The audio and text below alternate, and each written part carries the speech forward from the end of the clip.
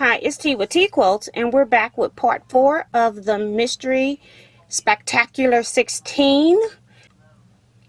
This month we're going to be making some half square triangles, and as you can see, I have die cut my half square triangles.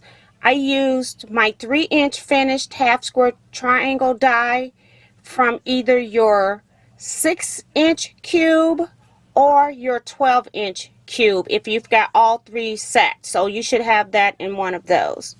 So if you don't have the cube, you're going to need to cut squares, and you've got 2 choices. You can cut squares the correct size, 3 7/8 of an inch, and then cut them once diagonally, or you can also cut them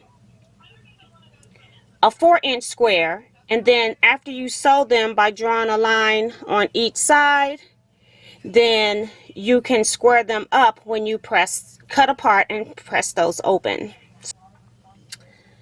So sorry guys, I've had a long couple of weeks and I'm trying to rush to get this out so that it's not late. But you're going to cut 8 squares from your main dark fabric, and then you're going to cut 8 squares from your light fabrics. And then once you cut those, you're going to mix them up into pairs, and you're going to sew them one dark and one light together, and you're going to do that 16 times. Remember, you cut 8 squares over here of each fabric, so that means that you're going to end up with 16 half square triangles, and that's what you need here. After I sewed them, I just wanted to show you why I die cut, because I don't have the dog ears. So you're going to press your pieces open, and then you're going to have to trim dog ears. So, and I have my finished pieces here, and I opted to press these seams open. I did a test block. I did 2 test blocks. One where I pressed the seams to one side, the other where I pressed the seams open. There is a slight difference. It's not a whole lot, but you can decide what you want to do with your quilt. Alright, so 16 3-inch finished half square triangles, which means when you square them up, you should be squaring them up to 3.5 edge to edge. Okay, 16 of those. So we're gonna put these to the side, and we're gonna go to our second assignment this month. Is we're going to be making half square rectangles, and I got this here because I want you to see that they need to be reverses. So again, I used my half square rectangle die from my 12-inch cube. So if you are die cutting this, you're going to need 16 pieces. So when you cut your rectangles, you're going to get 2. So that means you need 8 rectangles like this and 8 rectangles like this. So when I turn this around, you can see that it is the same half rectangle. Okay, so you're going to cut. But when you cut, if you just automatically put right sides together or wrong sides together, put them in pairs, then you'll automatically get your reverse pieces. So if I was to put these, as you can see, right sides together, then when I cut, I automatically end up with my reverses. So if you're cutting, no matter which way you're cutting, die cutting or using the instructions I'm about to tell you, you will still have your reverses if you put right sides together or wrong sides together. Okay, so medium from your light, from your light and your dark, 16 rectangles. Cut them 7 1/4 by 3 5/8. And I'm going to show you the diagram, but here is the diagram from EQ.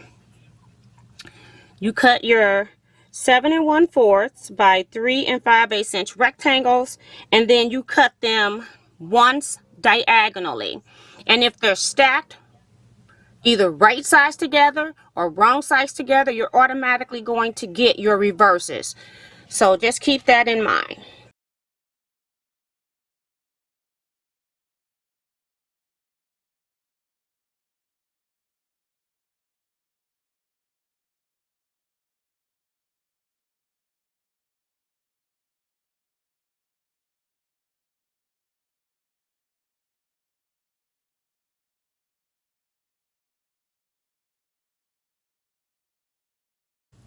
Once you cut your fabrics, you are going to be sewing these together into pairs. And again, I don't have the dog ears here, and I'm going to talk about, I'll show you a piece where I sewed them together. You're going to have to overlap if you are rotary cutting, so I'll show you that later. But when you're die cutting, the nice thing is that this little tip right here just goes right into position here.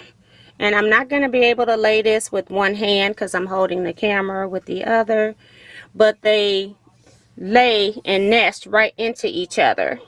And so I can bring this over and show you on this how they just lay right there into each other. So I have this one as well as that one sewed, and then when you press those, I don't have any dog ears to trim, so you can see that here. And again, I just went ahead and pressed my seams open. Again, you can choose how you want to press your seams. So you need 32 of these. You need 16 like this and 16 like this. And I am going to go get the one that I made where I rotary cut so you can see how that looks as well. All right, so as you can see here, I have did some test sewing for people that are rotary cutting, and you can see this long tip that's extended when you rotary cut. You need to pull that down so that it's at your 1/4 inch mark. Let me put it down and show it to you. And then when you get to the bottom, it's also extended a little bit. And then here is my second piece here. You can see the tip hanging out, and then I have to flip it over for you to see the other tip sticking out. When you press those open, let me put it like this, you're going to end up with a unit that looks like this. It will be the correct size that you need. You're going to have to trim your dog ears. I highly recommend not leaving these long extra pieces in, so make sure that you trim those off. These units should come up edge to edge 3.5 inches by 6.5 inches. They will finish in the quilt sewed in at 3 by 6. So keep that in mind. Also, don't forget to trim these dog ears. Okay, so I'm going to go back and do some sewing so that I can show you my sewn pieces at the end of the video. And while I'm doing that, you can watch what everybody else sewed last month.